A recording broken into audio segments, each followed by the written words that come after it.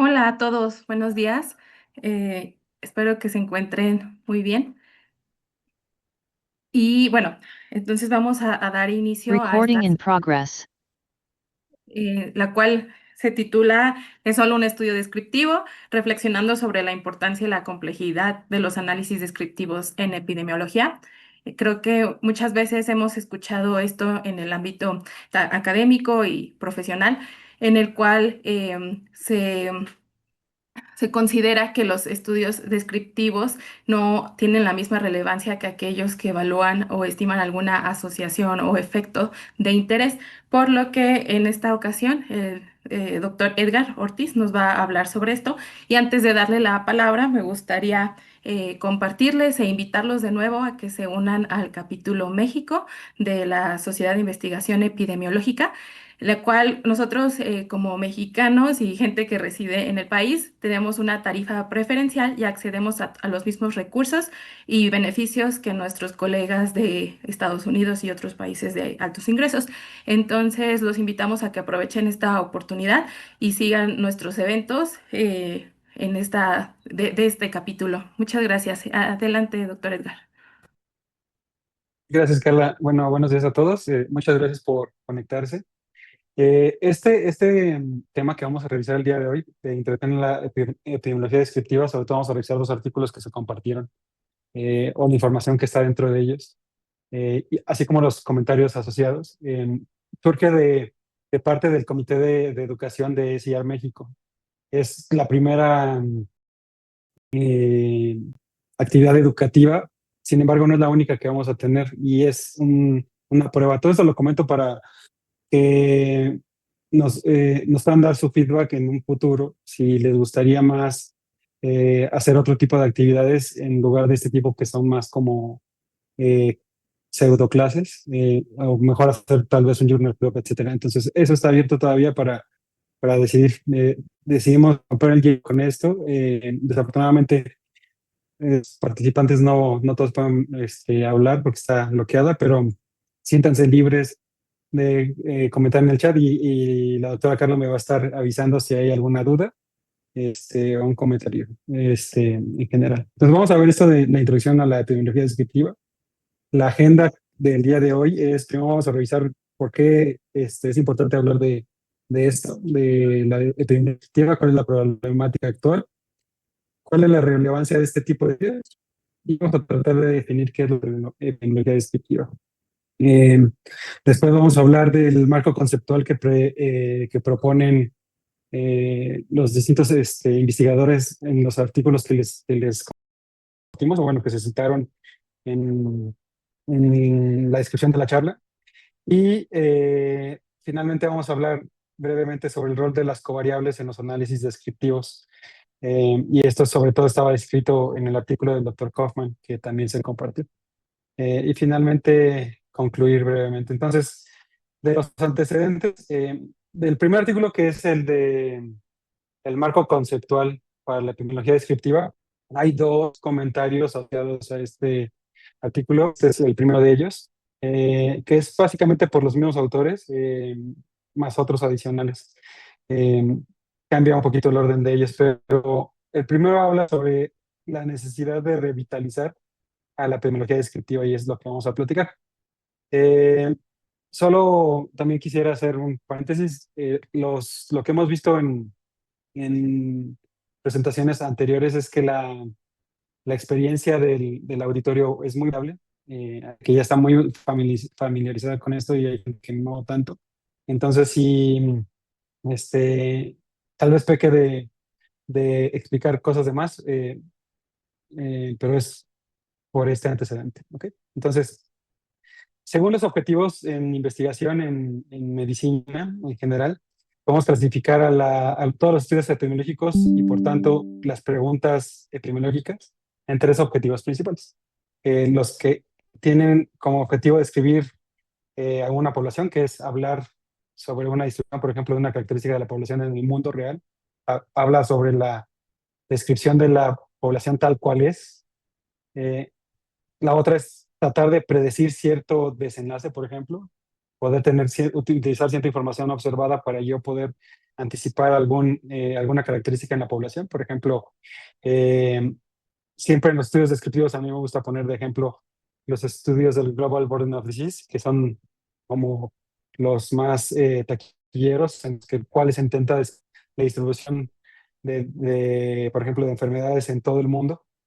Para los predictivos, pues, por ejemplo, existen muchos, pero, por ejemplo, están los que intentan desarrollar calculadores para predecir la pérdida de función renal o la mortalidad intrahospitalaria, entre muchos otros. Y finalmente, los objetivos de diferencia causal, que lo que intenta es identificar una causa definida para cierto desenlace. Y por lo tanto, el fin de este tipo de estudios es guiar intervenciones en la población. De todos estos, usualmente los estudios descriptivos o la epidemiología descriptiva tiende a considerarse como la menos compleja o de menor impacto. Y siempre se le tiende a considerar como de menor calidad.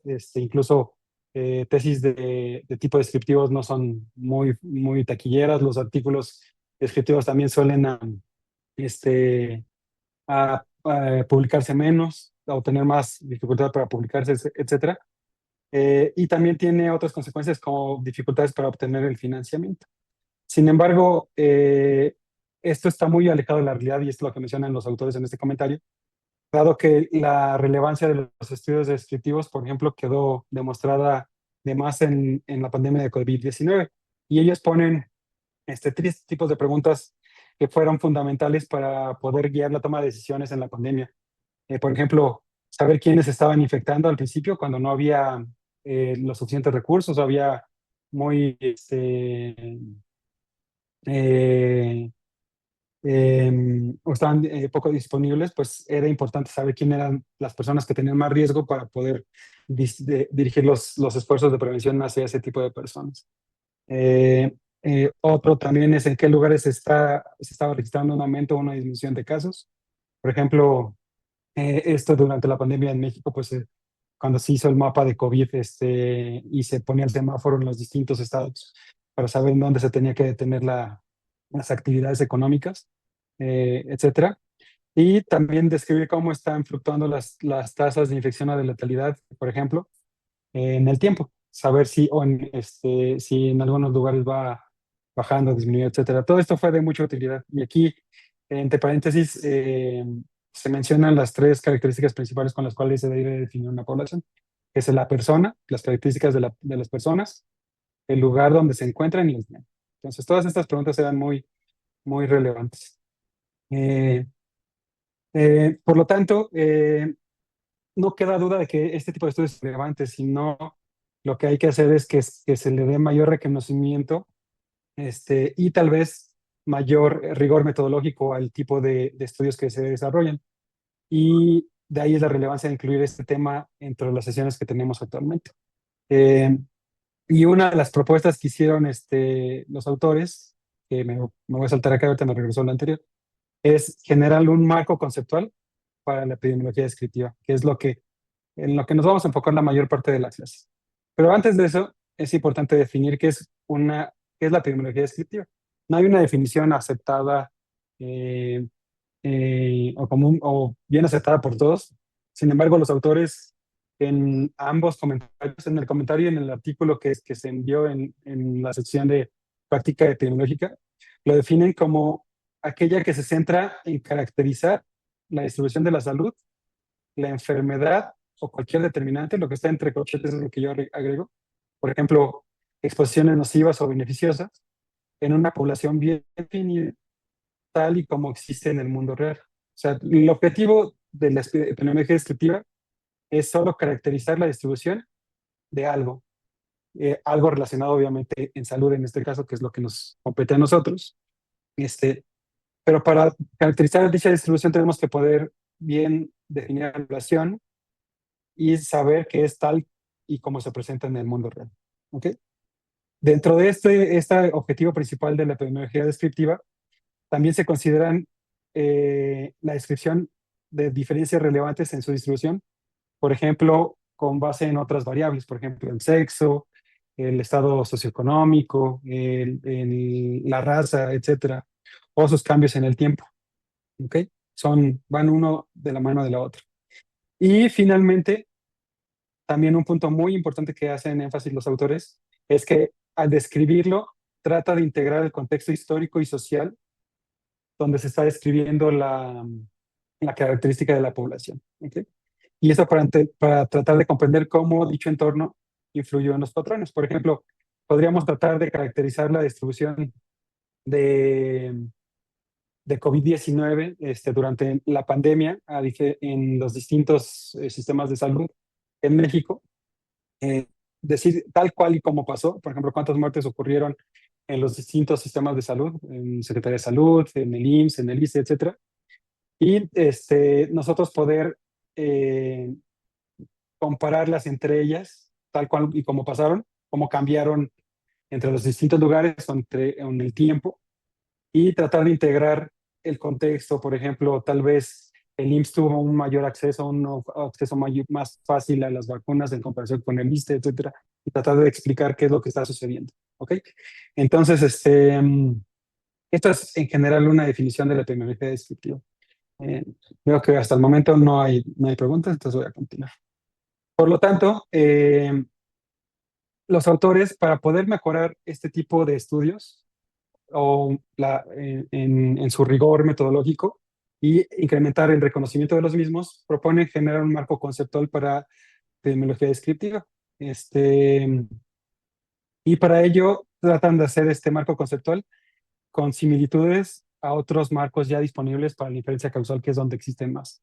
Eh, que no existe la manera, bueno, pero si alguien pudiera contestar en el chat, ya conocen estos dos marcos conceptuales, no nada más uno, los dos.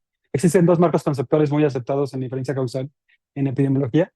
Uno es que es el que está más eh, ganando auge en la actualidad, es el del ensayo Diana, que ya platicamos de ello previamente. Gracias por contestar, Berenice y Arturo. Y el otro es el de el mapa de ruta, que muchos de los conceptos, aquí quisiera hacer un paréntesis. Eh, como están en inglés, luego es difícil traducirlos al español, no hay una traducción así como muy aceptada si todavía no hay un uso amplio en la epidemiología. Entonces, este se llama Causal Road y yo lo traduje como el mapa de ruta causal.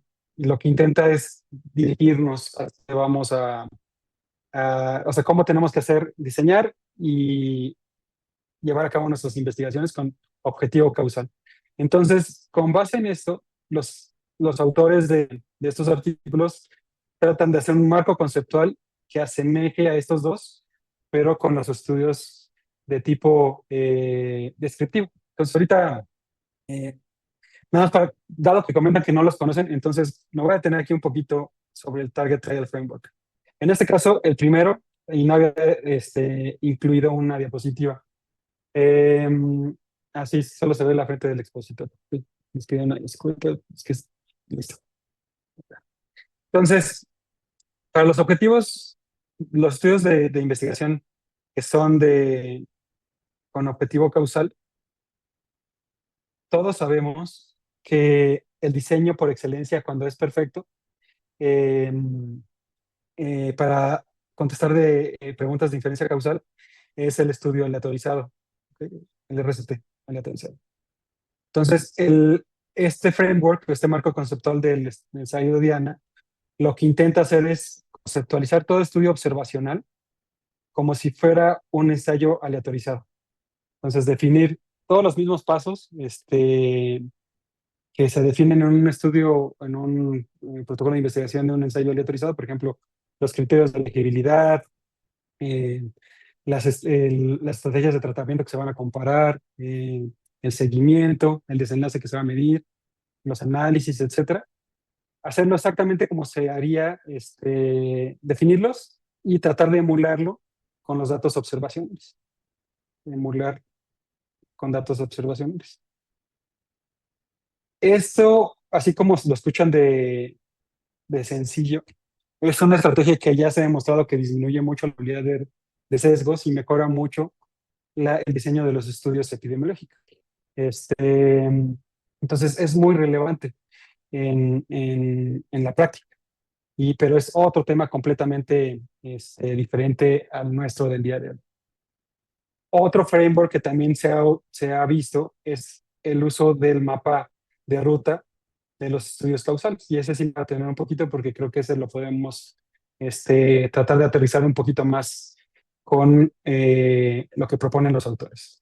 Entonces, este es el mapa de ruta. Aquí está una referencia donde si alguien está interesado puede revisar este artículo que se describe en la mapa de ruta del, causal, para los estudios de inferencia causal, en términos no tan matemáticos. Es como para el investigador, sobre todo que no está en el campo de bioestadística, por ejemplo, en EPI, etcétera.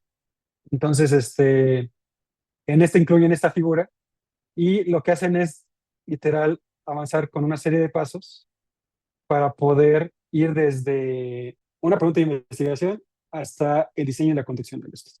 Lo que se empieza en este marco conceptual es primero hacer una pregunta causal y con base en esa pregunta definir qué es lo que quiero estimar, que se llama un estimando o un parámetro por estimar. ¿Ok? Y de manera paralela se tiene que definir un modelo causal que nos permite establecer cómo se están generando los datos. En este caso, observacionales, por ejemplo, qué determina que una persona reciba el tratamiento, qué determina que una persona presente el desenlace, qué covariables o cómo se relacionan entre ellas, etcétera. Todo esto es todo dentro del paso número 1. Después de eso, el siguiente paso es llevar estos conceptos hacia los datos que tenemos a la mano o que queremos recolectar en un futuro. Después ver si los podemos, con estos datos y con esta pregunta de investigación y con este marco conceptual que ya tenemos definido, si podemos identificar una, el, un efecto causal bajo ciertos supuestos definidos con los antecedentes.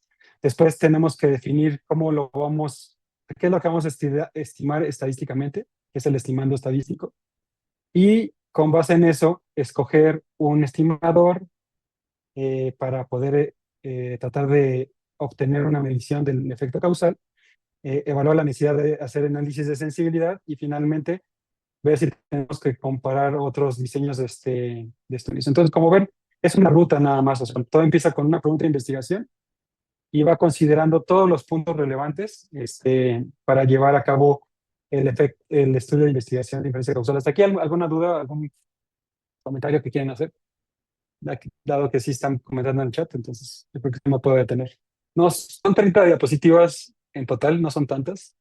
Adelante, Abraham.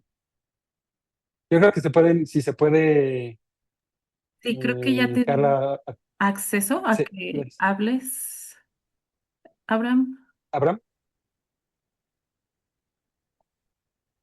te lo repito, son 30 diapositivas. No creo que me voy a tardar la hora completa en revisar esto, entonces sería muy útil que las dudas que vayan teniendo las vayan este, externando.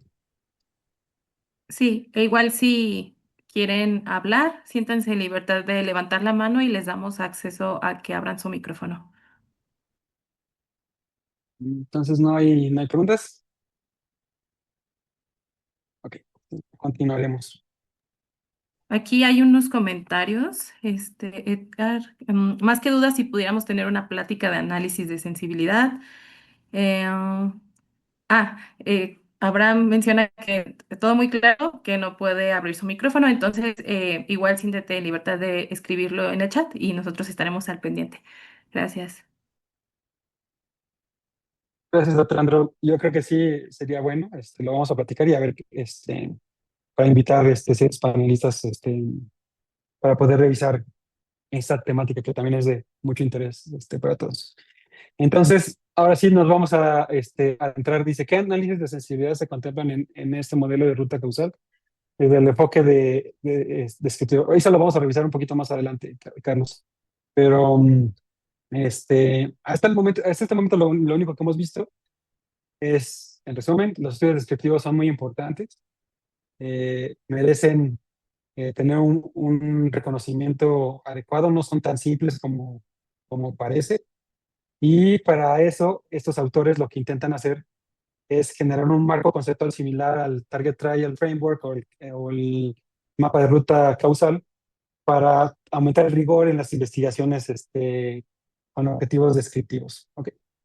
Y este es el artículo que no está tan largo y está muy comprensible y les recomiendo a todos que lo puedan leer si es que no lo han hecho hasta este momento, al igual que los comentarios asociados. Entonces, dentro de los pasos, voy a tratar, en la manera de lo posible, tratar de hacer el paralelo, la comparación paralela con el mapa de ruta causal que les comenté. En el artículo, como viene principalmente, habla de que es un estudio descriptivo y después trata de definir los pasos más relevantes para poder completar el estudio descriptivo. Pero generalmente, si ustedes lo ven hacia grandes rasgos, se enfoca sobre todo en definir la población objetivo y la pregunta de investigación. ¿Ok? Entonces, dado que hay mucho más pasos, como vieron para el rigor metodológico, traté de hacer como el paralelo con el mapa de ruta causa.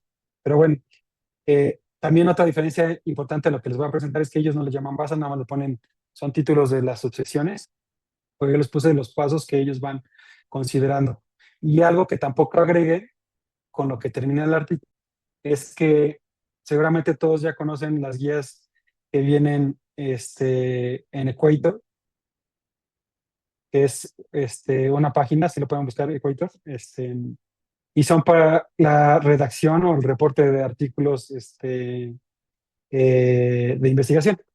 Entonces, este artículo específicamente trata de hacer una variación, una variante del stroke para estudios que tienen objetivos descriptivos y hacen una tabla de lo que tengan que eh, reportar en un estudio descriptivo, que está muy útil de manera para pero bueno, cierro el paréntesis y a Disculpa, compartir disculpa, adelante. Edgar. ¿No? Hay una pregunta. ¿Cuántas características de interés se recomiendan para analizar? Sí, eso también lo vamos a ir viendo ahorita, para no adelantarnos, pero sí, este tipo de preguntas que son más hacia lo que deberíamos de discutir a continuación. Si quieren, vayan anotándolos y si por alguna razón algo se responde, avísenme y lo platicamos. Adelante, Jesús, Alejandro. Sí, ya te di acceso a tu micrófono. No, perdón, una disculpa. Levanté la mano sí, accidentalmente, perdón. Adelante, gracias. No te preocupes, gracias. Entonces, continuemos. Entonces, el primer paso que definen los autores de este artículo, que aquí están, tanto el artículo principal como del comentario asociado, uno de los dos comentarios asociados, es definir la pregunta de investigación y lo que vamos a estimar o el estimando, o el parámetro por estimar. En inglés es estimate o target parameter. ¿Okay? Pues tenemos que definir esto. Y para esto, los autores consideran que tenemos que hacer una buena pregunta epidemiológica. Entonces ellos la catalogan como buena. Y su definición de buena es aquella que es relevante. Y relevante lo definen como que si se responde con nuestro estudio de investigación, nos va a ayudar a informar a tomar decisiones en la población de interés. Por ejemplo, si yo quiero saber cuál es la frecuencia de pérdida de seguimiento en el IMSS de las personas que tienen diabetes por pérdida de seguridad social, entonces yo creo que eso es de utilidad porque puedo saber cómo podrían mejorar sus desenlaces y podemos hacer que pierdan menos su seguimiento, por ejemplo, en consecuencia de que pierdan su empleo. Entonces, siempre tenemos que pensar, o sea, qué tan relevante va a ser nuestra pregunta de investigación. Y una de las guías que proponen los autores es preguntarnos si va a informar a la toma de decisiones. Entonces, si informa la toma de decisiones en la población objetivo, pues va a ser relevante. Entonces, va a ser el primer componente de una buena pregunta de investigación. Dice Georgina que ya no me escuchan. ¿Es correcto o sí? Yo sí te escucho. Sí, Ok, comentan que sí se escucha. Ujú. entonces, ok. Entonces yo creo que es problema de Georgina. Y la segunda característica de una pregunta de investigación apropiada es que esté bien definida. ¿Ok? Y para que esté bien definida, se tiene que especificar los tres siguientes componentes. El primero es la población objetivo, que es el grupo en el que se quiere caracterizar la distribución de la característica en interés. Por ejemplo, si tomamos nuevamente el ejemplo de diabetes en población derechohabiente del IMSS trabajadora, en ese caso, pues podría ser de interés para mí conocer todos los trabajadores que tienen el día de hoy o en ciertos meses del año, por ejemplo, en enero del 2025, acceso a la seguridad social porque tienen un trabajo formal y vigente. ¿Ok? Entonces tengo que definir esa población a la cual yo voy a escribir, pero además es a la cual yo voy a utilizar mis resultados de mi investigación. O sea, todo lo que yo conteste ahí en mi estudio, que publicar, va a ser para mejorar la salud de ese grupo de la población.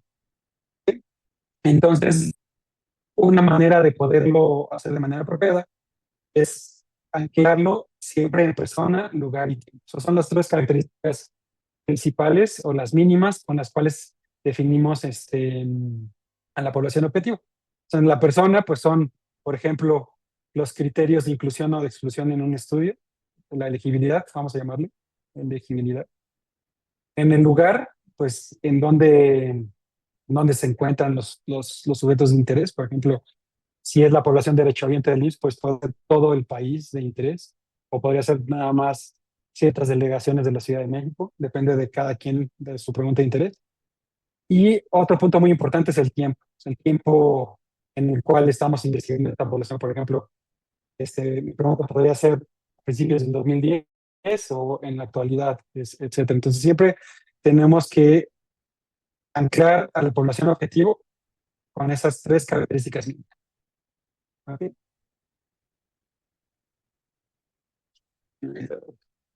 Y el segundo punto que se tiene que especificar es qué característica de interés vamos a describir.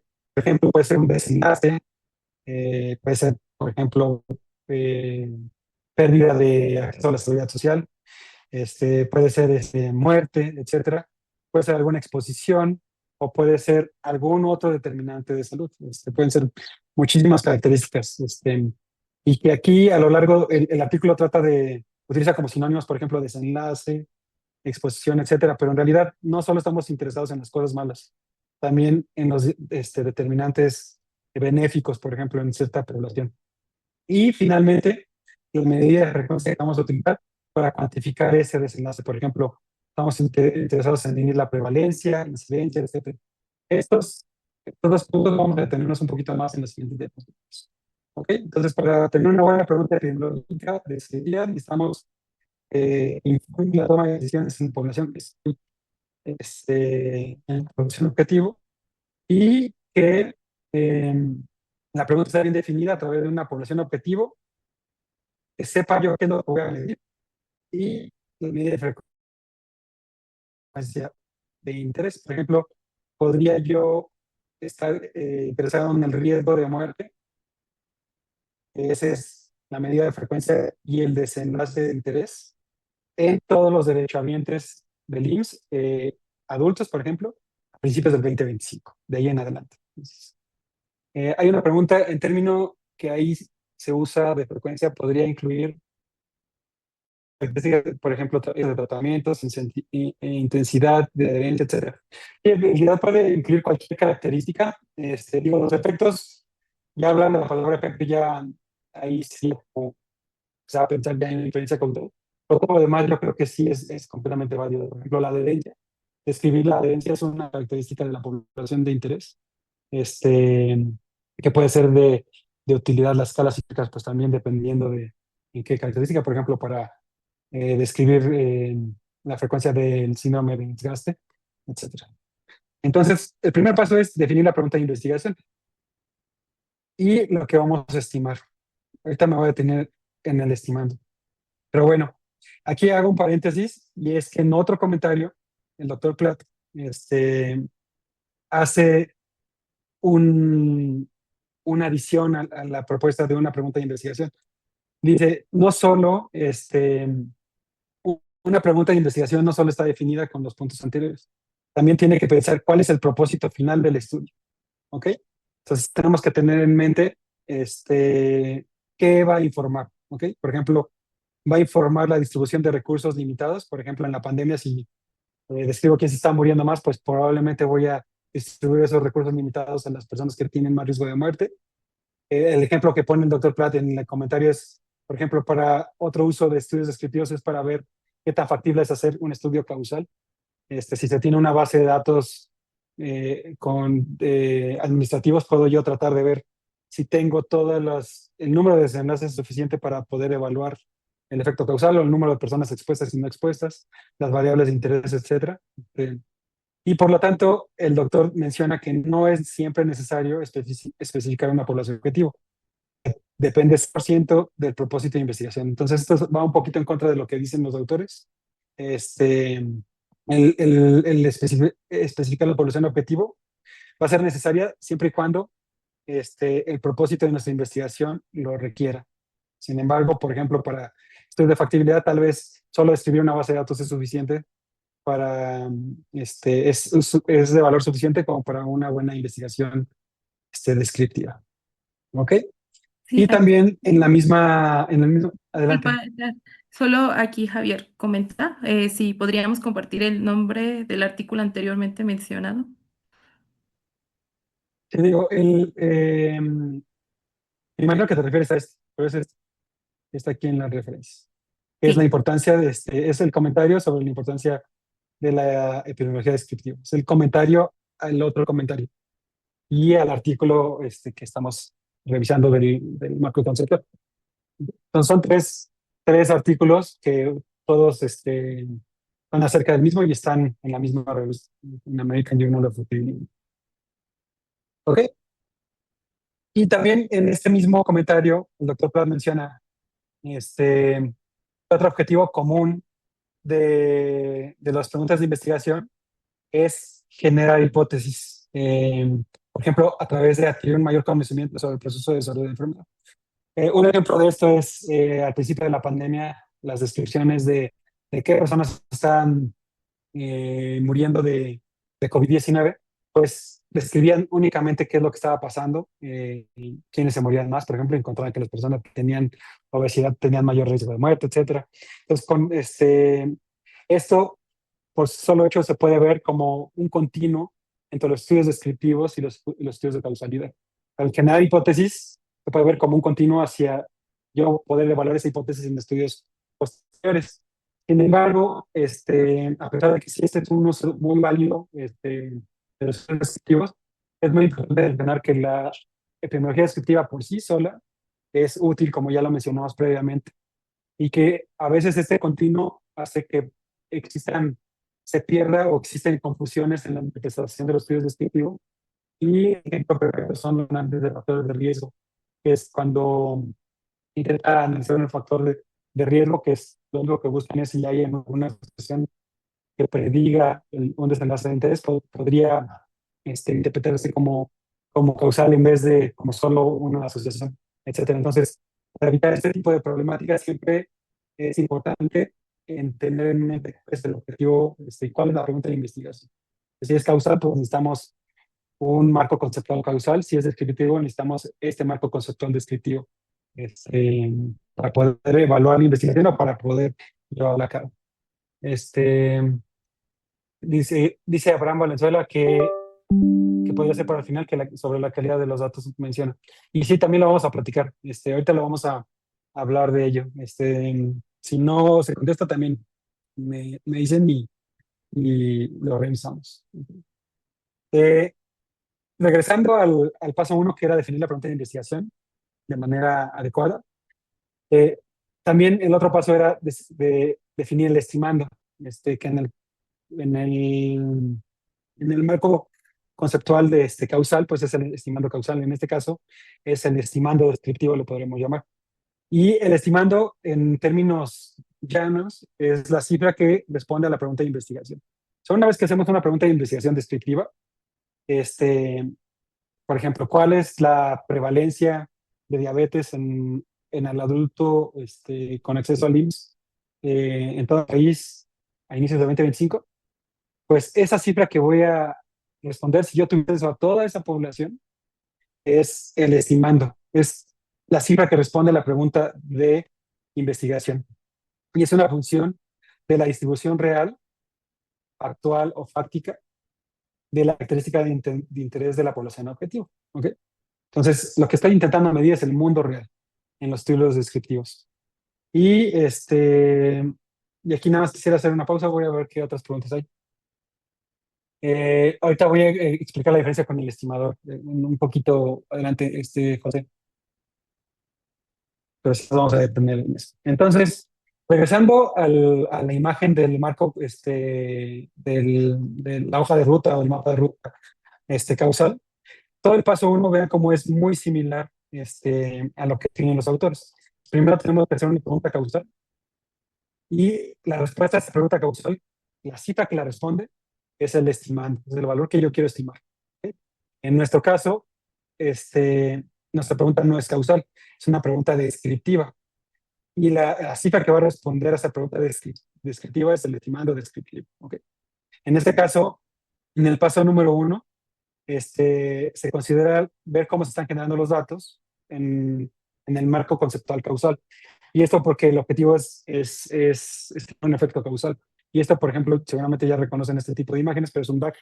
En este caso, esto no es completamente necesario para los estudios descriptivos, pero sí puede ser de utilidad, por ejemplo, para seleccionar las covariables que vamos a definir cómo se definen a continuación. ¿Okay? Entonces, todo este paso uno, definir la pregunta causal y el estimando. La pregunta y su estimando es igual. Lo que difiere es esto, y esto aquí lo puse en amarillo porque es un punto muy, muy relevante. El estimando en causalidad es un contraste de dos desenlaces potenciales. ¿Qué le hubiera pasado a toda mi población objetivo si toda se hubiera expuesto, por ejemplo, a cierto determinado? Por ejemplo, si todas hubieran tenido acceso a la seguridad social durante todo el periodo de estudio. Y ese desenlace potencial se contrasta contra otro desenlace potencial. Por ejemplo, ¿qué le hubiera pasado a esa misma población si todas se hubieran perdido la seguridad social en el transcurso del seguimiento o al inicio del estudio, por ejemplo? Entonces, estoy comparando dos poblaciones hipotéticas que se llaman contrafactuales o contrafácticos, que es la traducción adecuada al español. Entonces, son mundos hipotéticos, el contraste de dos mundos hipotéticos. Y en los estudios descriptivos no, lo que estamos haciendo es una función de los desenlaces tal y cual ocurrieron en la vida real, cómo son factuales, cómo pasan en la actualidad. Entonces, este es un contraste muy importante entre los dos. Y va a ser muy relevante para cómo vamos a analizar los datos. Lo vamos a ver más adelante. ¿Okay? ¿Dudas de esto? ¿Ok?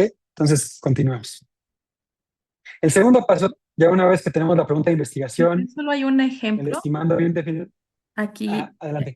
Sí, dice, por ejemplo, conocer cuántos migrantes se ha atendido los últimos 5 años en el SIDA y qué los caracteriza? Digo, esa es otra pregunta de investigación. Siempre hay que tratar de hacerla que sea una buena pregunta de investigación, como dicen los autores, tratando de ver cómo se va a utilizar esa información en esa población objetivo, y definirla bien, o sea, definiendo bien la población objetivo, en las tres características: persona, tiempo y lugar.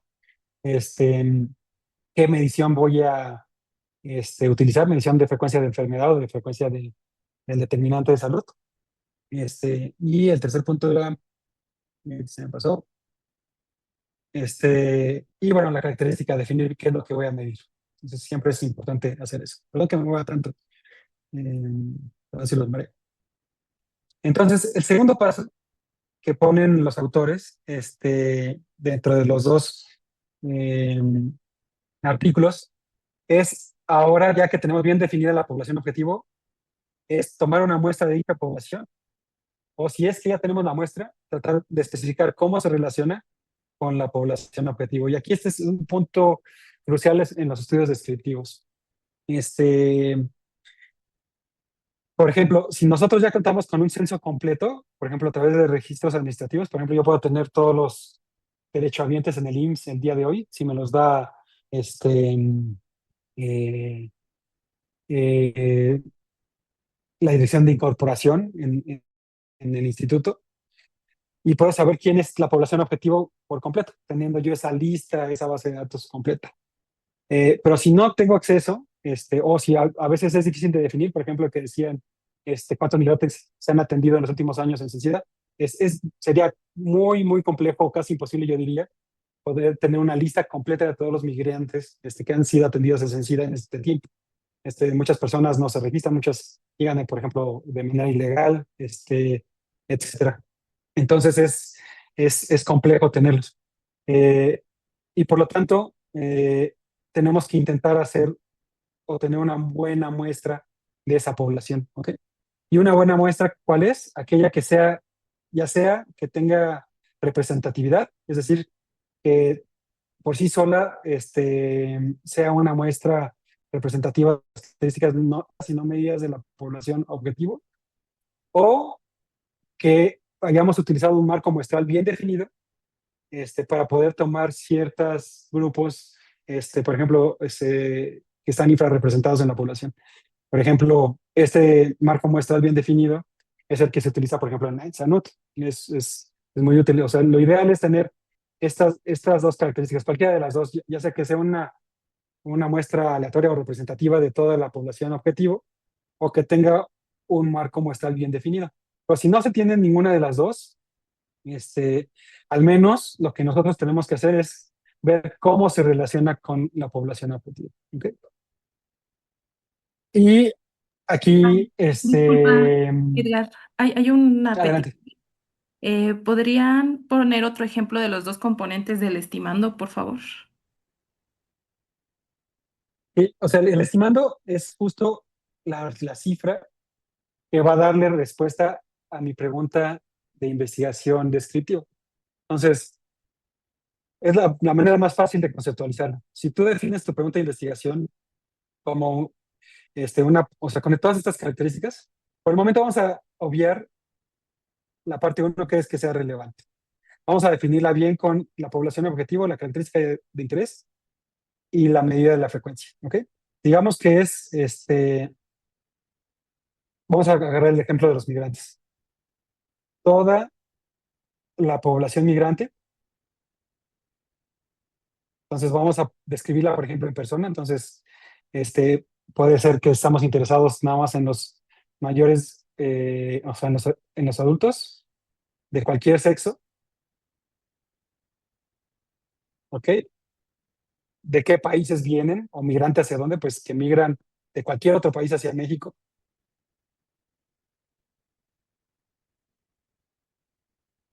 Hacia México. ¿Y en qué tiempo? ¿Ok? Por ejemplo, podemos poner que cuando inició el nuevo sexenio, no sé, del 2018, ¿sí? Del 2018 al 19, lo que sea, hasta la fecha, al 2025. ¿Ok? Entonces aquí ya está bien definida la población objetivo. Luego la característica de interés, pues, ¿qué nos interesa ver? Por ejemplo, al compañero le interesaba saber, de toda esa población, cuál es la frecuencia o la probabilidad dentro de la población de uso de Censida, ¿ok? O sea, ¿cuántas personas asisten a Censida? ¿Ok? ¿Y qué medida de frecuencia voy a utilizar? Pues puede ser, por ejemplo, la incidencia acumulada. O sea, la persona desde que migra a México se le empieza a seguir y el momento que utiliza Censida se le considera ya un usuario de Censida. ¿Ok?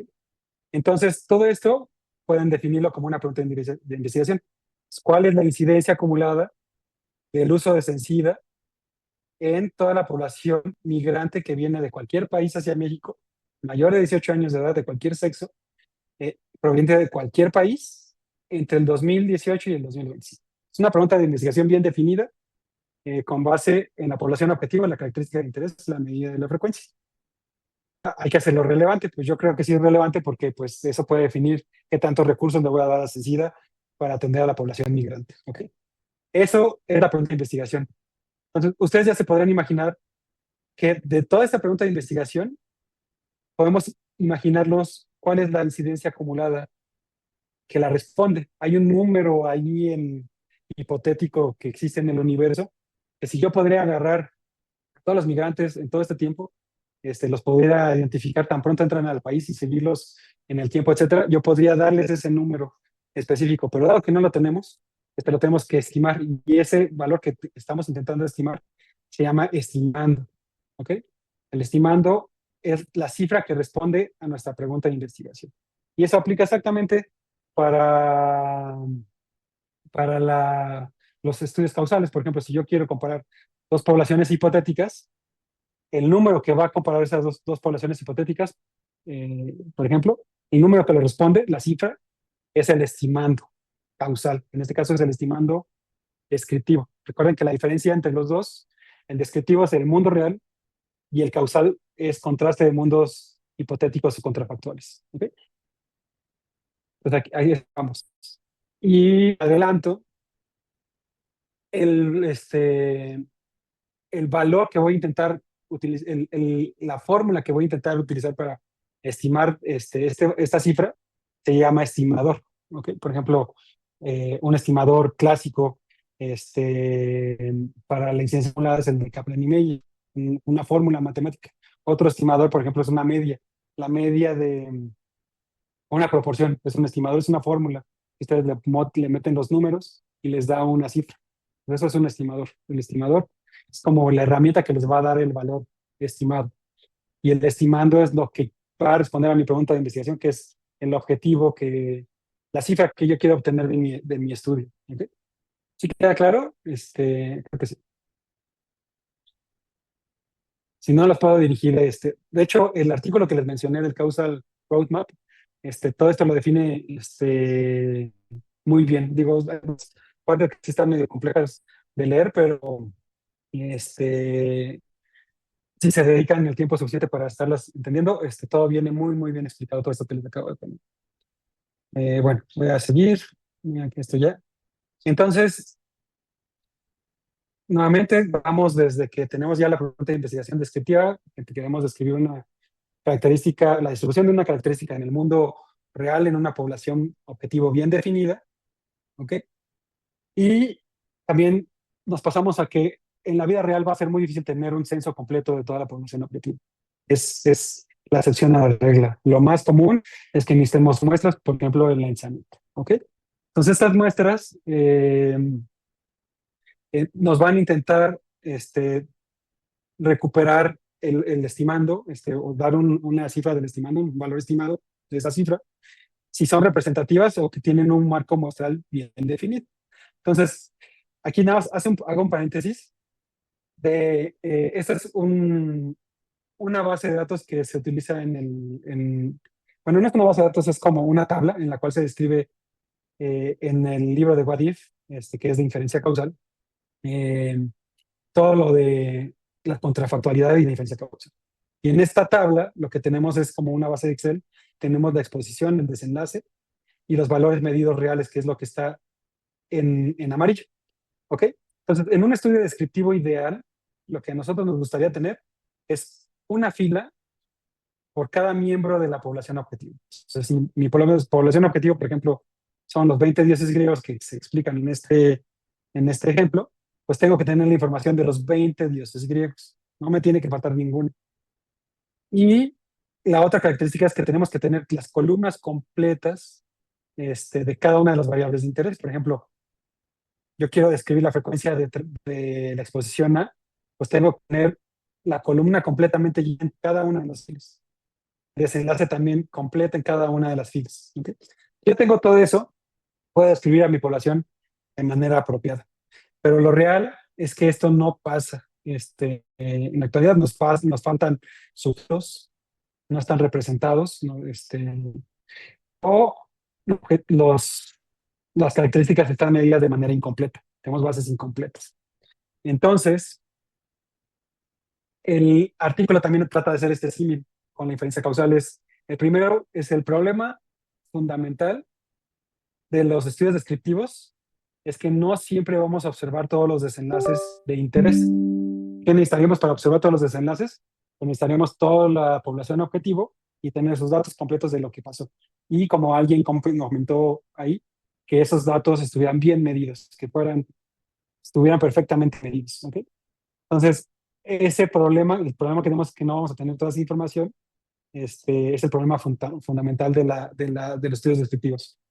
Por otro lado, el problema fundamental de la inferencia causal es que como ahí queremos hacer contrastes de contrafactuales, los dos contrafactuales no pueden ser observados en la vida real, solo uno de los dos.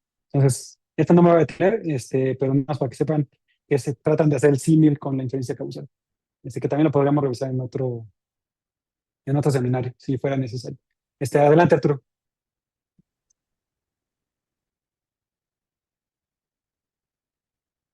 Creo que sí tienen... Hola, ¿me escucha? Sí. Sí, gracias. Muy buenos días, gracias. Tengo dos preguntas antes de que te Ujú. vayas avanzando. Una es, ¿qué diferencia o cómo conceptualizan un concepto de la variable U y las variables covariables? Porque en estadística creo que en el modelo matemáticamente no las identificamos, ¿no? Pero aquí en el DAC veo que haces una diferencia entre U y las covariables. Me gustaría que si me puedes dar un concepto, no una definición necesariamente, ojalá. Y la otra es que entonces, dadas las propiedades que estás dando de una diapositiva anterior, casi entonces este marco está obligando que las muestras sean probabilísticas. Porque, O sea, no necesariamente lo vamos a revisar.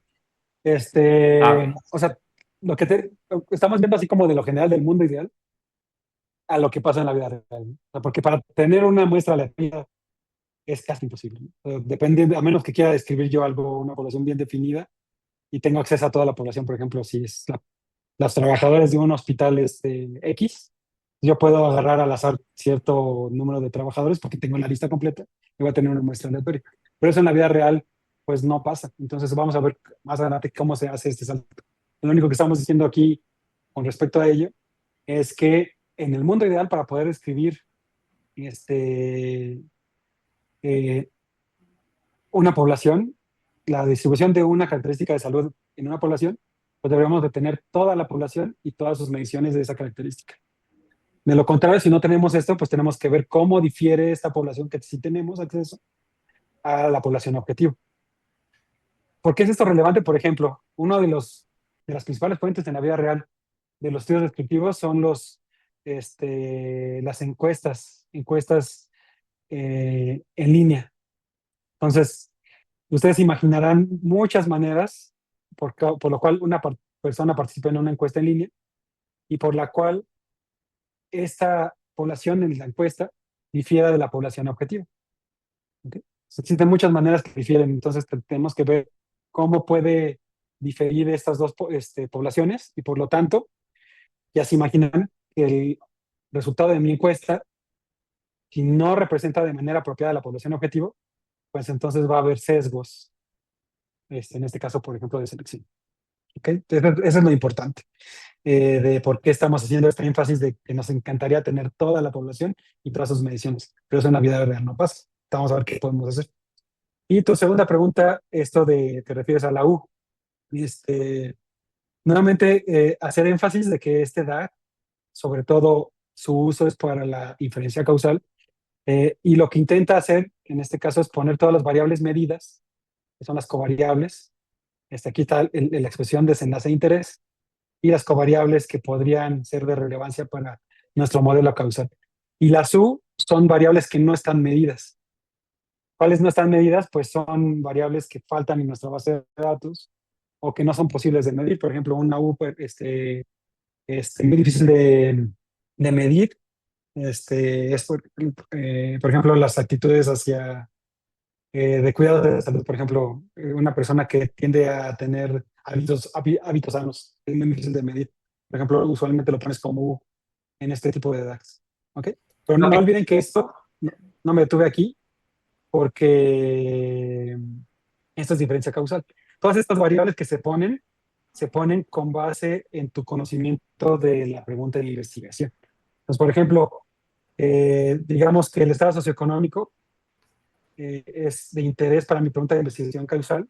Tienes la exposición y el desenlace de interés, pero resulta que no tienes medida el estado socioeconómico en tu base de datos. Pero dado que es muy importante el estado socioeconómico, tú tienes que ser lo suficientemente transparente para poner en tu DAG una U del estado socioeconómico, porque te falta. Entonces, ahí lo que tienes que hacer es transparente de que no vas a poder estimar el efecto causal de manera apropiada, porque no tienes acceso a este confusor, por ejemplo. ¿Okay? Para eso sirven los DAGs también, para que seas transparente en lo que te hace falta. Lo que sí puedes hacer es análisis de sensibilidad, para ver qué tanto hubieran afectado tus conclusiones si hubieras tenido esa información. Pero bueno, esto es una salida de lo que estábamos platicando, pero no sé si haya quedado respuesta a la Sí, perdón, Edgar, es que la U respondida. no vi el signo de interrogación, no lo había entendido. Que, o sea, vi U y sí, ya no me guardé en la mente el signo de interrogación. Y respecto al otro, gracias por acomodarme el pensamiento. Ya sí, ya te voy siguiendo. Gracias. Sí, sí, generalmente la SUS siempre se tiene que poner, al igual que la SUS, también se tiene que poner en todos los DAX, que esto, pues, inteligencia causal, se tiene que poner siempre todo lo que lleva a una selección de una muestra, etcétera. Pero bueno, eso también se podría revisar en otro seminario. Entonces, nuevamente, teniendo en cuenta que ya tenemos la pregunta de investigación, el estimando, y que tenemos nuestro mundo ideal, que sería tener toda la lista completa, o al menos una muestra ideal, o bien definida de manera prospectiva con las probabilidades de muestreo. Este, pero eso no pasa en la vida real. Entonces, lo que tenemos que hacer es el paso 3, considerar que existe la posibilidad de los datos faltantes. Entonces, en la vida real, las bases de datos nunca van a estar, infrecuentemente van a estar completas con todo el censo de la población objetivo. ¿Y qué podemos hacer?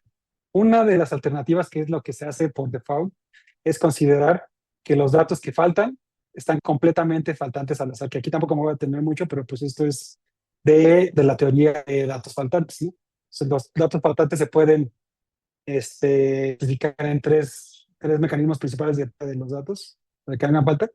El primero es que están completamente al azar y es como si solo el azar definiera que hacen falta. El datos faltantes al azar es que yo cuento con información disponible para predecir qué es lo que hace falta. Lo puedo predecir con base en otras variables, cómo están faltando mis datos. Y los que no están faltando al azar, que son los que no se pueden predecir. ¿Okay? Cuando ustedes hacen un estudio descriptivo, por ejemplo, con una encuesta en línea, con puro voluntario, y de esa encuesta en línea yo intento inferir sobre la población objetivo, que por ejemplo sería toda la población en el país, por ejemplo.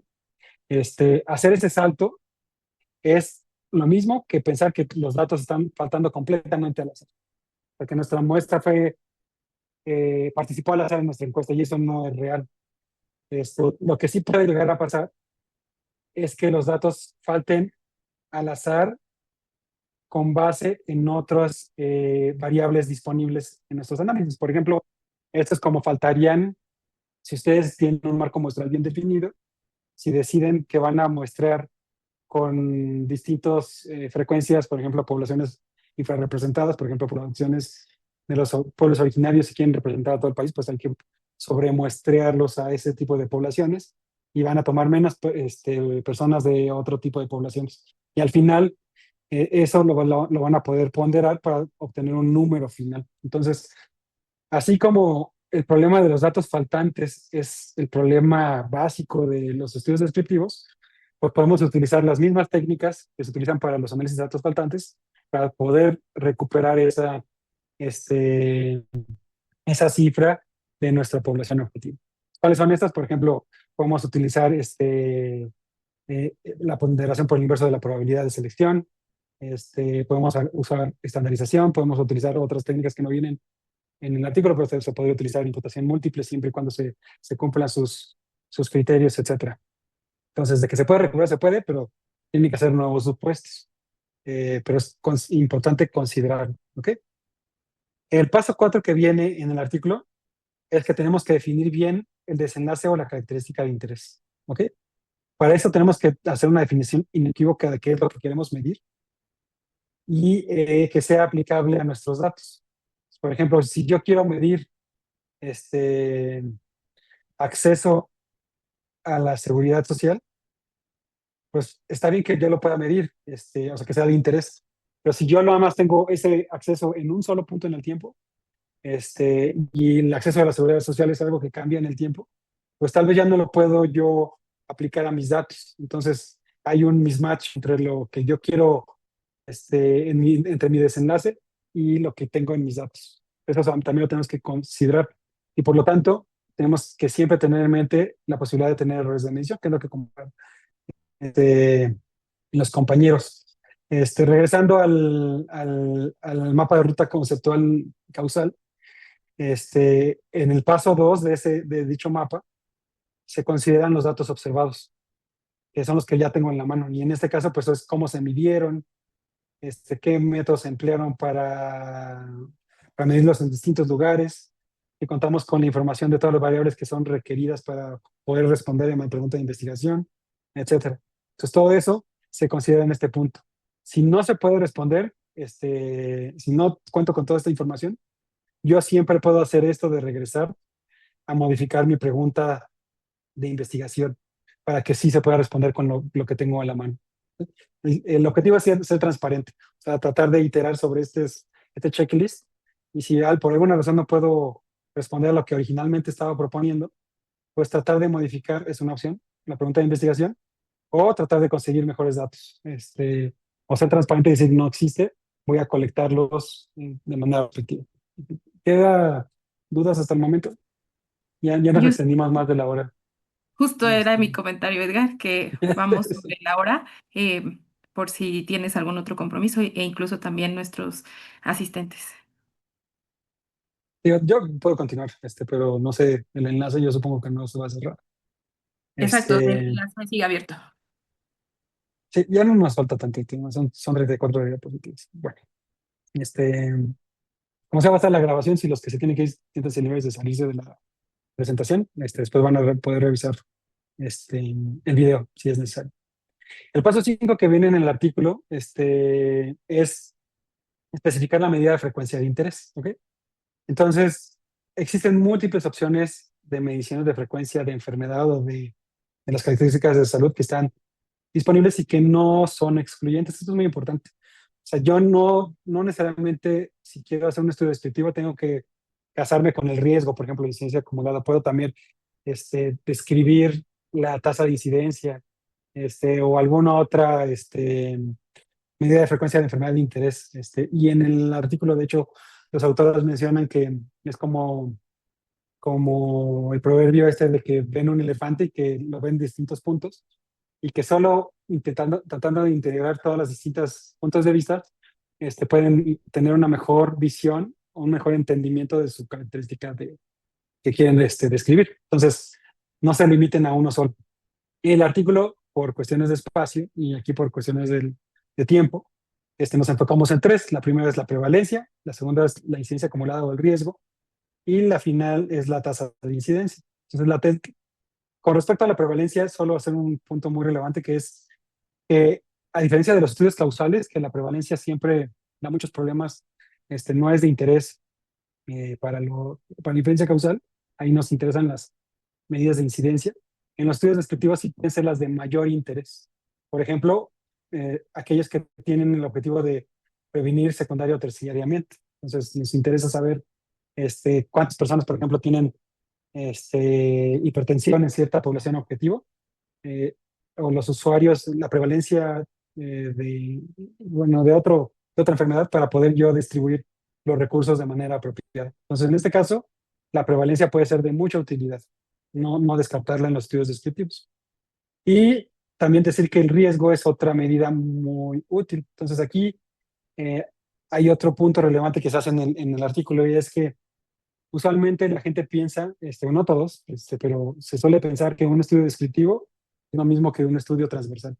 Pero no necesariamente. También podemos obtener una cohorte con fines descriptivos, como la que describíamos hace rato, ¿no? O sea, una cohorte de todos los migrantes, que inicia el tiempo de seguimiento del migrante en el momento que llega a México, y de ahí se les empieza a seguir en el tiempo para ver si les pasan, si utilizan los servicios de salud de México, por ejemplo. Entonces, los estudios descriptivos no necesariamente tienen que ser transversales, también pueden ser longitudinales.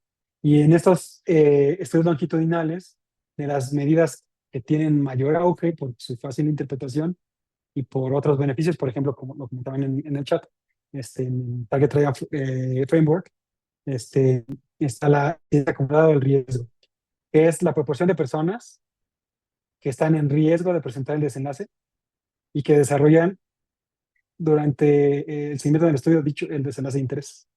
Y como lo dije, es mucho más fácil de interpretar.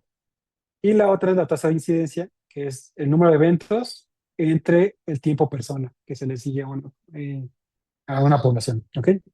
Y aquí se hacen se hace énfasis en dos problemas o dos dificultades que también vienen de los estudios causales. La primera es que existe algo que se llama eventos en competencia. Un evento en competencia es aquel que, si sucede, evita que pueda pasar el evento de interés.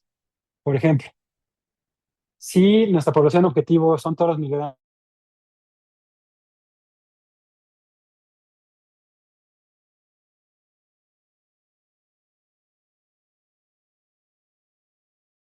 si por alguna razón el migrante en su estancia en México, antes de que utilice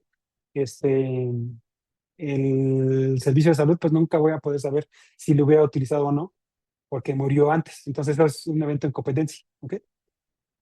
Cuando pasa esto, hay dos opciones para estimar en general. La primera se llama riesgo condicional, que es el riesgo al que estamos más acostumbrados a medir, y el riesgo incondicional. ¿Okay?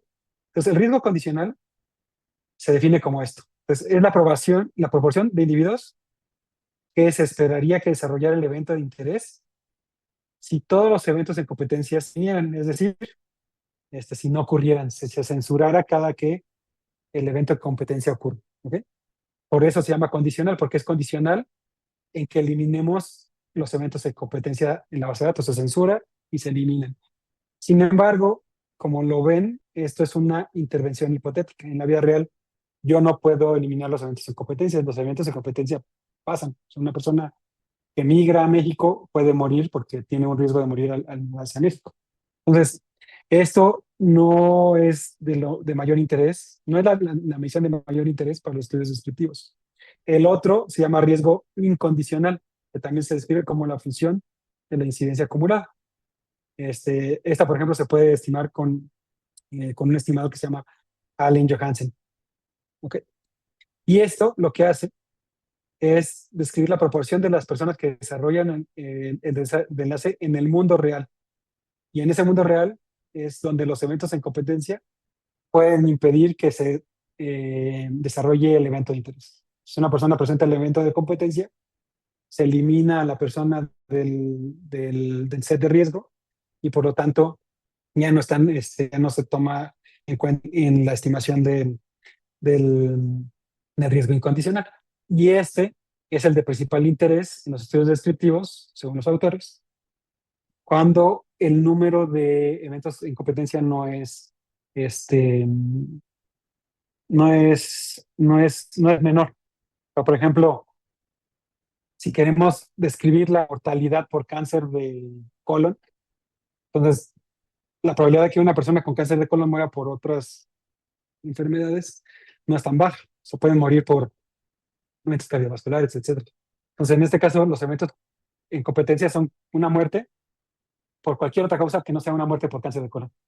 Entonces, en este caso, sería de mayor utilidad utilizar este tipo de estimadores. ¿Ok? Esa es el primer punto que toma en cuenta el artículo. Y el segundo punto es que también existe la posibilidad de que no tengamos acceso al tiempo persona completo. Por ejemplo, si las personas llegan después, truncamientos a la izquierda, por ejemplo, si resulta que un migrante se entró de manera ilegal, y lo captamos hasta que lo encontramos en otro lugar, pues no sabemos qué le pasó antes de que entrara a nuestra base de datos. Entonces estamos truncando hacia la izquierda. O la censura es cuando hacia la derecha, o sea, se pierde el seguimiento. Por ejemplo, digamos que estamos siguiendo a todos los migrantes y un migrante deja de estar disponible. Lo estamos siguiendo y de repente ya no puede estar. Pues lo censura hacia la derecha. En este caso tenemos dos opciones. La primera es ajustar a la pérdida, por ejemplo, usando inverso el inverso la ponderación por el inverso de probabilidad de censura, IPCW en el inglés. Sin embargo, este tipo de estimaciones también hablan de un mundo hipotético. Y el mundo hipotético es cuál hubiera sido el riesgo si nadie hubiera sido censurado. Y eso no es lo que nos interesa en los estudios descriptivos, siempre. Lo que nos interesa es lo que pasó en el mundo real, como ya lo comentamos. Entonces, tal vez no es lo más conveniente aplicar este tipo de técnicas, a menos que ustedes tengan bien definido por qué la van a utilizar. Y la segunda alternativa es también utilizar las tasas de incidencia, en la cual pueden ajustar por el tiempo, o pueden tomar nada más en consideración el tiempo riesgo de la población. El tiempo que no está en riesgo cierta población se elimina del denominador. ¿Ok? Gracias, Son Edgar. las dos que ponen aquí. Le voy a dar la palabra a Cristian Castro. Sí, adelante.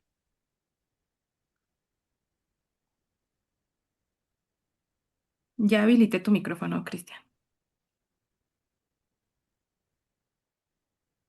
E igual si no es posible, siéntete. Ay, Muchas gracias. Sí, sí tenía una cuestión, pero ahorita más adelante lo comento. Muchas gracias, Carla. Y no se preocupe, al final, como sea, nos detenemos para ver si hay más dudas. Y ya estamos en la última parte, ya nos faltan 4 diapositivas. Y es el rol de las covariables en los estudios descriptivos. ¿Ok? En este caso, en los estudios descriptivos, la inclusión de las covariables, variables diferentes a la a la característica que yo quiero estimar en la población, es opcional, no es completamente necesaria, a diferencia de los estudios de diferencia causal. Si se van a emplear, se debe especificar cuál va a ser el uso que se le dará en los datos. Y este es el artículo, es lo que más se trata en el artículo del doctor Kaufman. Igual por fines de tiempo, pues no alcanzaba a revisarlo por completo, pero si quieren revisarlo a fondo, también ahí se describe bien el rol de las covariables a mayor profundidad que en los artículos que estamos viendo. Y en los artículos que mencionamos, existen dos razones comunes para los cuales se pueden utilizar las covariables en este tipo de investigaciones. La primera es tratar de estratificar a la población, y esto es sobre todo para caracterizar la distribución del desenlace. Por ejemplo, yo podría estar interesado en ver si la distribución de muerte es heterogénea con respecto al sexo, al nacimiento, o la raza con la cual se identifica cada persona, etc. Y esto nos puede ayudar a identificar grupos de alto riesgo y, por lo tanto, por ejemplo, ahorita recursos. O sea, si yo encuentro que cierta raza tiene,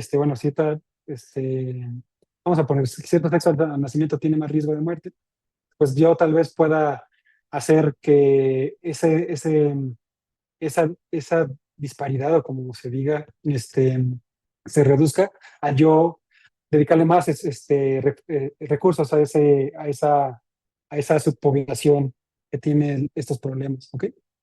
Y la elección de estas variables con las cuales yo voy a estratificar a mi población tiene que ser guiada por la teoría. Y aquí es donde yo creo que puedo tener alguna utilidad los DAGs. Si yo veo mi marco conceptual con un DAG, yo puedo saber que ciertas variables pueden asociarse con mayor probabilidad del desenlace y tal vez me vendría a describir qué tan heterogénea está la distribución del desenlace con base a dicha variable, ¿ok? Y en el contexto en específico, de cómo van a utilizar la información. Hay una Y la pregunta. segunda, sí, adelante. Dice, ¿cuál sería la mejor forma de referirnos a una covariable en estudios descriptivos? Por ejemplo, si lo usamos para estratificar, ¿cómo nos referimos a sus estimaciones o no deberíamos referirnos a ellas? ¿Ajustado por el efecto de o efecto independiente de? Sí, ahorita vamos a hablar lo del ajuste. En este caso, para lo que ya revisamos, yo lo pondría variables, o como lo ponen o sea, en el artículo ponen, siempre tienen que describir qué covariables van a utilizar, si es que las utilizan, en los métodos, y poner para qué se van a utilizar y por qué. En este caso, en este ejemplo en específico, podría poner, también vamos a utilizar como variables de estratificación, por ejemplo, el sexo, la categoría laboral, no sé, etcétera, con el objetivo de poder caracterizar la heterogeneidad en la distribución de la población, ¿ok? Estratificándolos y generando estimaciones para cada uno de los dos niveles, por ejemplo, si es una variable dicotómica. Entonces, en ese caso sería así. El que se hace ya todavía más complejo es lo que viene acá abajo, que es lo de ajustar los análisis, como lo menciona la compañera. Y en este caso, y ahorita si no queda respondida la pregunta, me dicen. El otro uso que se le da a este tipo de variables es para ajustar o estandarizar. El ejemplo más clásico es, por ejemplo, la estandarización por edad. Por ejemplo, durante la pandemia de COVID-19 se evaluaba la mortalidad por COVID entre los distintos países. Y luego, o sea, se generaba la mortalidad, ¿no? Pero para poder comparar entre distintos países, lo que usualmente se hacía era estandarizar por edad con el objetivo de hacerlos más comparables las dos poblaciones. ¿Ok? Entonces, digamos, México, estandarizado por edad, hacia la distribución de la edad en Suiza. ¿Ok? Entonces, aquí, este ejemplo, yo les hago la pregunta. ¿Creen que sea la única diferencia relevante con respecto a la muerte, a la probabilidad de muerte por COVID entre Suiza y México, la edad? O sea, ¿creen que la edad sea lo único que determina la diferencia en la probabilidad de muerte entre los dos países? Pues no, obviamente hay un chorro de otras diferencias que pueden explicar. Entonces, ahí se empieza a tener este problema de que se está ya en un mundo gris donde ya estamos alterando nuestra medida descriptiva y la estamos haciendo una medida hipotética. En este caso es cómo se hubiera visto la mortalidad en México si la distribución de la edad en México fuera la misma que la distribución en Suiza. Entonces eso ya lo empieza a hacer complejo. ¿Para qué es útil? Lo que comentan los autores de los artículos, y esto viene sobre todo en The Fox, en el comentario, es, por ejemplo, para generar hipótesis. Si ustedes consideran que hay una diferencia clave o crítica entre dos poblaciones que explica sobre todo cierto desenlace, por ejemplo, la edad, pueden entonces decir, si ya están estandarizados por edad, puedo entonces comparar esos dos. Entonces, si son diferentes los desenlaces, entonces muy probablemente hay cierta otra característica que puede generar la diferencia entre la distribución del desenlace. Estamos generando hipótesis. Esa sería la utilidad que ellos encuentran, pero nuevamente están alterando la descripción. Ya no es una descripción del mundo real, ya es una descripción de un mundo hipotético. En este caso, en el ejemplo es de cómo sería la distribución del desenlace, muerte, si México, la gente tuviera la misma distribución de edad que Suiza. ¿Ok? Y una consecuencia muy importante de esto es que puede tener resultados que son difíciles de interpretar o incluso llevar a conclusiones erróneas. Por ejemplo, tenemos dos poblaciones en México, digamos, el ejemplo que viene es distintas razas a las cuales se identifican las personas. Y si yo ajusto por raza, al compararlos, encontramos la misma distribución del desenlace. Entonces hay gente que podría interpretar que, dado que se ajustó por raza, no hay diferencia entre los dos grupos y por lo tanto no debo de distribuir mayor recurso a cierta raza con la que se identifica la persona, que tiene más riesgo del desenlace. Entonces, a final de cuentas va a tener consecuencias negativas y se interpreta de manera inapropiada. Hay veces que describe el mundo real tal cual es lo que nos interesa a nosotros como la respuesta a nuestra pregunta de investigación, no estandarizar. Entonces, por lo tanto, lo que recomiendan en el artículo es que tenemos que comprender cómo cierto ajuste que vamos a hacer en un estudio descriptivo va a modificar los resultados de la investigación, pero también cómo va a modificar la pregunta de investigación misma, ¿ok? Y ser transparentes en eso, ¿ok? Siempre teniendo en mente esto y cómo podría afectar nuestros resultados y por lo tanto la interpretación y el uso de nuestra información. Entonces, siempre tiene que ser transparente con el uso de las covariables, si es que las llegan a utilizar. Le voy a dar la palabra a Carlos, que levantó la mano. Adelante, Carlos. Sí, hola, ¿qué tal? ¿Cómo están? Gracias, Eka, gracias, Carla. Tenía una pregunta con respecto a esto de las covariables, ¿no?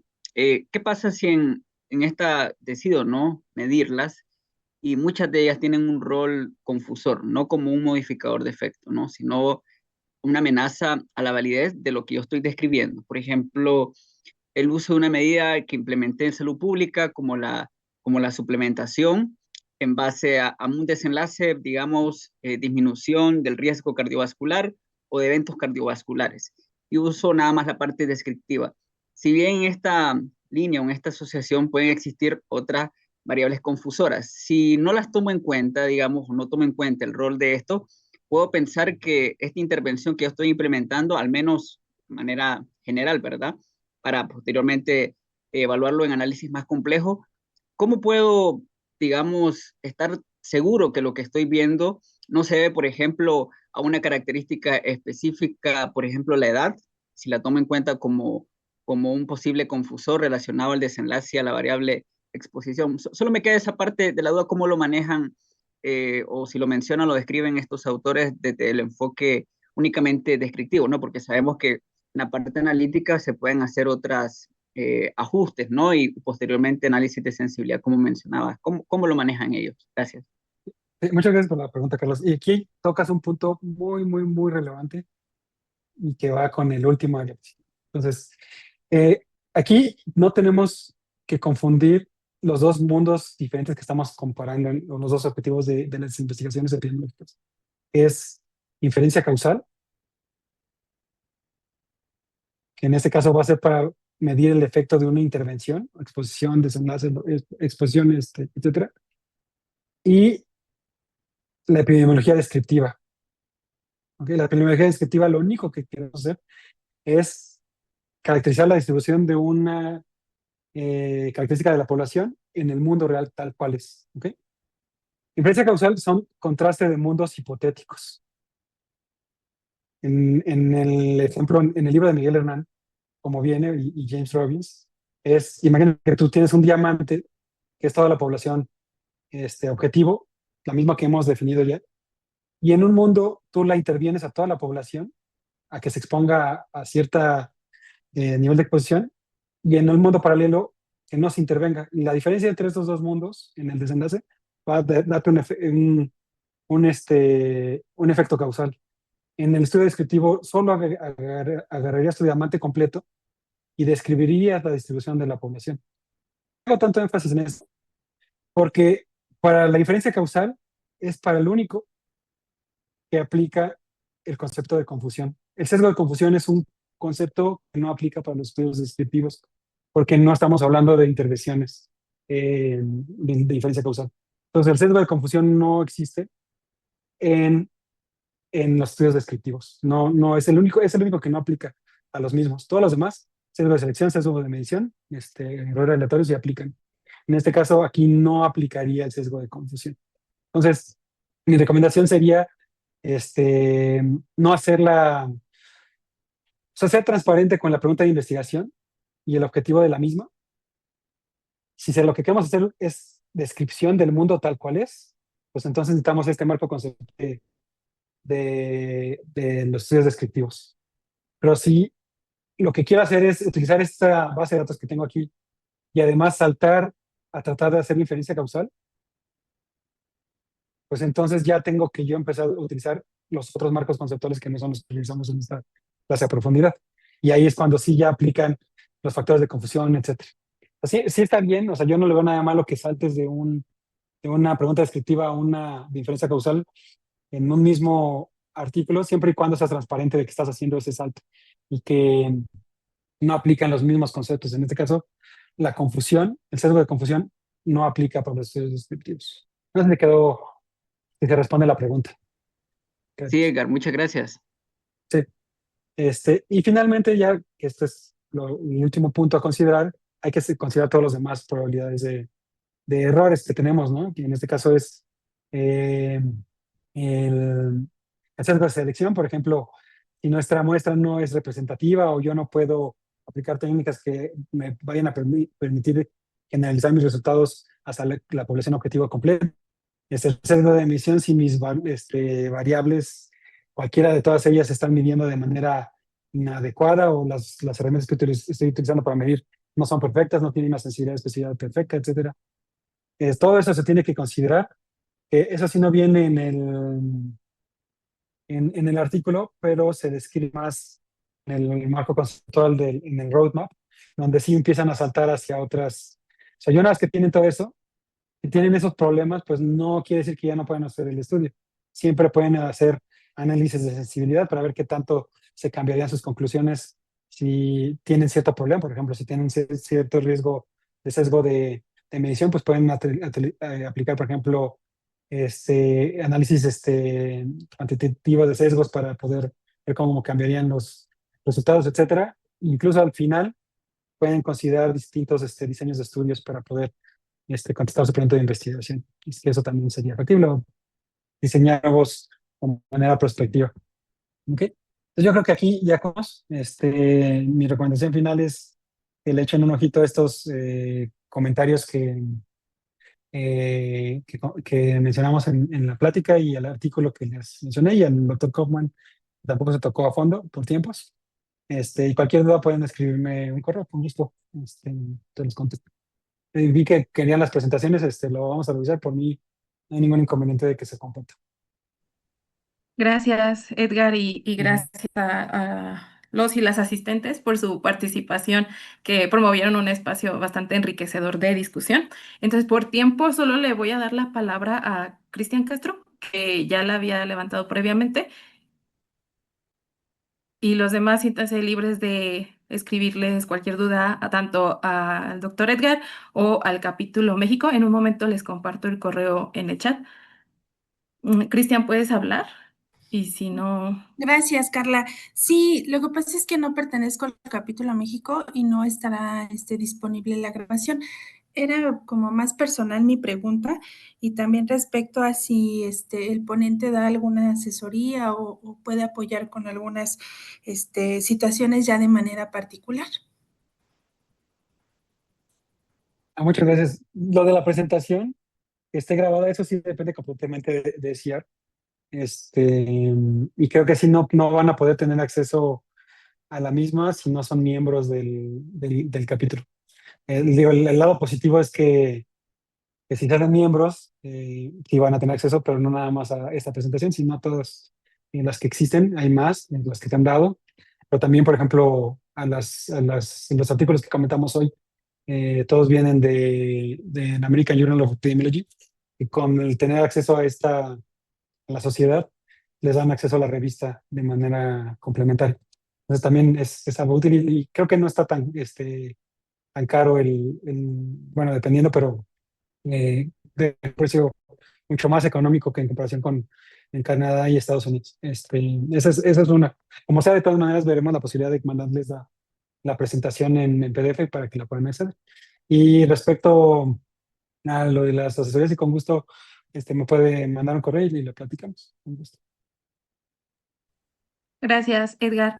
Entonces, de nuevo les agradezco la participación, los comentarios y aprovecho para compartirles nuestro próximo evento, el cual será un taller híbrido, es decir, presencial en el Instituto Nacional de Salud Pública con la sede de Cuernavaca y también en línea.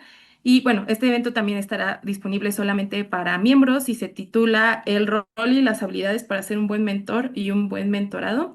Este tendrá lugar el 13 y 14 de noviembre. Posteriormente a este evento seguiremos realizando eventos abiertos a todo el público, pero consiguen esto también otro beneficio al cual pueden acceder con su membresía del capítulo México de YAR. Y también los invitamos a que nos sigan como parte del capítulo, donde tendrán disponibles las grabaciones de este y los eventos previos. Em, y bueno, en esa página, una vez que se registren y que sean miembros, en los próximos días estará disponible el enlace de registro al taller, el cual tiene cupo limitado. Entonces, los invitamos a que se unan. Eso sería todo. Muchas gracias a todos por su asistencia y participación. Esperamos estar en contacto pronto y verlos en los siguientes eventos del Capítulo México. Gracias a todos. Muchas gracias a todos. Recording stopped.